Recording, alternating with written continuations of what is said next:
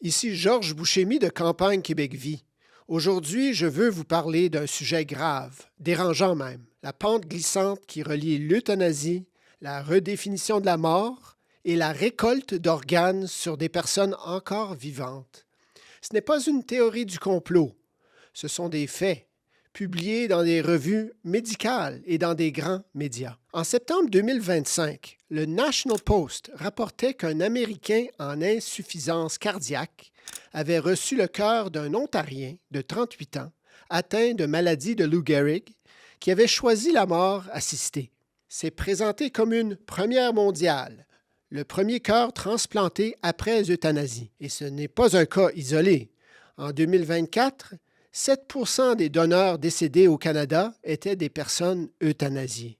Une étude publiée dans l'American Journal of Transplantation montrait que le Canada est numéro 1 mondial pour le nombre de prélèvements d'organes après euthanasie. Sur 286 cas recensés jusqu'en 2021, 136 étaient canadiens et le nombre grimpe chaque année. Autrement dit, la mort médicalement assistée est devenue, pour notre système de santé, une source d'organes frais. Des protocoles ont même été mis au point pour euthanasier à domicile, puis transporter le corps encore chaud vers l'hôpital pour le prélèvement.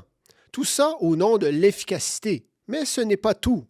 Pour pouvoir extraire des organes encore viables, il faut déclarer les gens morts avant qu'ils le soient vraiment. Selon la docteure Heidi Klissig, anesthésiste et auteur du livre The Brain Death Fallacy, le concept de mort cérébrale a été inventé en 1968 par un comité de Harvard pour libérer des lits et faciliter les transplantations.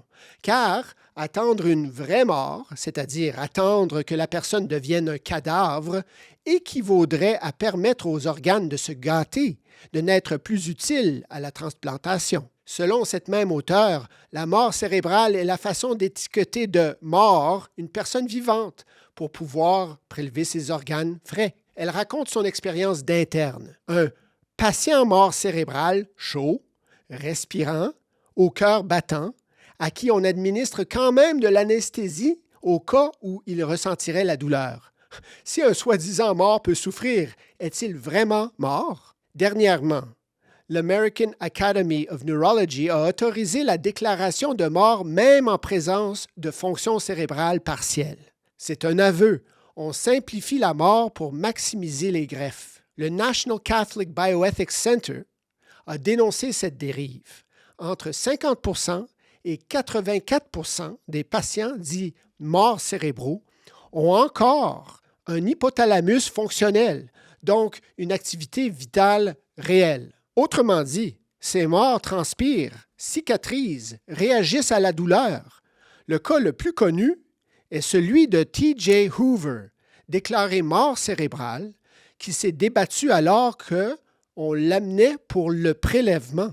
Heureusement, l'opération a été annulée et M. Hoover s'est rétabli et a même pu danser au mariage de sa sœur. La docteure Heidi Klissig commente « Il est bien établi que des gens sont réanimés après 2 ou 5 minutes sans pouls.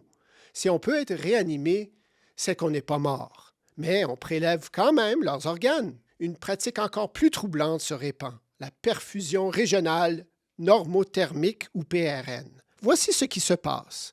On retire un patient de son respirateur, on attend que son cœur s'arrête, puis on bloque volontairement la circulation vers le cerveau tout en redémarrant le cœur pour oxygéner les organes. Les médecins déclarent alors la personne en état de mort cérébrale, mais son cœur bat, ses organes fonctionnent, sauf le cerveau, qu'on a privé de sang. Selon le bioéthicien Loris Kahljan de l'Université d'Iowa, c'est une tentative technologiquement élaborée de remodeler les définitions de la mort afin de maximiser le nombre et la qualité des organes transplantés. Certains pays, comme l'Australie, ont interdit cette méthode. Pas le Canada. Pendant qu'on redéfinit la mort, on redéfinit aussi le consentement.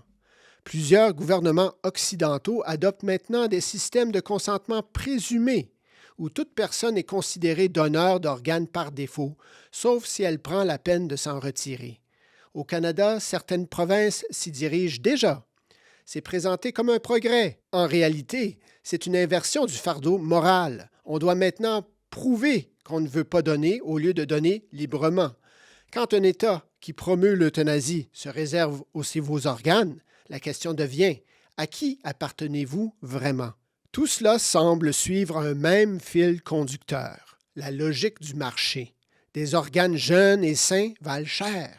Les listes d'attente sont longues, les patients nombreux. Alors, inconsciemment ou non, le système de santé apprend à produire la matière première qu'il recherche. Des corps encore chauds, des cœurs encore battants. Et quand, de plus, on élargit l'euthanasie aux personnes souffrant de troubles mentaux, par exemple, on élargit en même temps le bassin potentiel de donneurs, des gens jeunes, sans cancer, aux organes parfaits. C'est ce qu'on appelle une pente glissante. Pendant des millénaires, les médecins constataient la mort par la cessation du battement de cœur et par la respiration et le passage du temps. C'était simple, vérifiable, humain. Aujourd'hui, on invente des morts neurologiques, des PRN, des dons après décès cérébraux. Mais tant qu'un cœur bat, tant qu'un corps guérit de ses plaies, la personne vit encore. Changer la définition de la mort ne change pas la réalité. À la lumière du fait que nous avons découvert, c'est-à-dire qu'on semble avoir changé la définition de la mort pour faciliter la récolte d'organes frais, il reste une chose majeure à expliquer et la voici. Si on respectait la vraie définition de la mort, si on attendrait vraiment la vraie mort dans les centres hospitaliers d'aujourd'hui, en fait, aucun don d'organes vitaux ne serait possible. Les organes se détérioreraient trop vite pour être transplantés. Pour qu'un cœur ou un foie soit viable, le patient doit encore être vivant au moment du prélèvement. Autrement dit, on le tue en le donnant. Si c'est vrai ce que je viens de dire, aucune personne de bonne volonté, et forcément aucun chrétien, ne peut consentir à être donneur d'organes vitaux. Accepter ce système, c'est consentir à sa propre mise à mort, c'est-à-dire une forme de suicide. Certains chrétiens pourraient s'objecter en disant que le Christ est mort pour nous, alors comment nous ne pourrions pas mourir pour les autres en leur offrant nos organes? Voici la réponse. Se livrer à une euthanasie pour faire le bien ou consentir à un prélèvement d'organes qui provoque sa mort, c'est refuser la mort que Dieu prépare pour en fabriquer une autre, plus utile, selon le monde. Mais pour le chrétien, l'utile n'est pas toujours le bien, et plaire à Dieu importe plus que plaire au monde. Celui qui accepte de mourir dans la patience, sans hâter sa fin, accomplit la vraie imitation du Christ, non pas en choisissant sa mort, mais en acceptant la croix que Dieu lui donne, même si elle paraît ingrate ou inutile.